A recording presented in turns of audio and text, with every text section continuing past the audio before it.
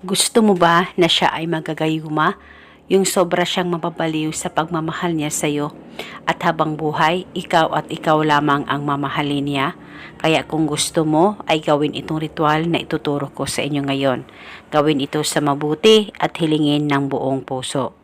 Gagawin mo lamang, kumuha ka ng buti, babasagin po ng buti ang gagamitin at dapat may takip po ito. At pagkatapos maglagay ka lamang ng kalahati po na kahit na anong oil na meron ka ay pwedeng gamitin. Any oil po ay pwede sa ritual na ito. Basta maglagay ka lamang ng kalahati po sa buti na gagamitin mo sa ritual na ito. At pagkatapos maglagay ka ng 1 kutsarang asukal. White o brown sugar ay pwedeng gamitin.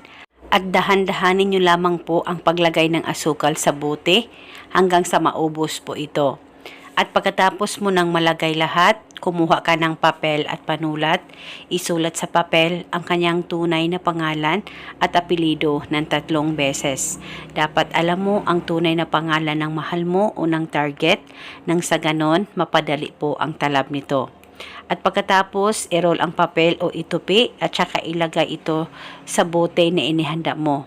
At nang malagay mo na lahat, hawakan ang bote, ilapit sa baba mo, pakaisipin mo siya ng mabuti at ibulong mo ang mga salitang ito. Pangalan at apelido, sa kapangyarihan nitong ritual, ako at ako lamang ang mamahalin mo habang buhay. Ibulong mo lamang ito ng 3 beses. At pagkatapos, takpan mo na itong bote at alugin ng 3 alog.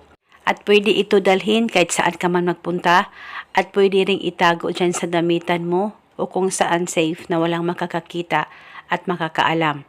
At paniguradong habang buhay, ikaw lamang ang mamahalin ng taong mahal mo, malayo o malapit man kayong dalawa sa isa't isa. Basta gawin ito sa mabuti at hilingin ng buong puso.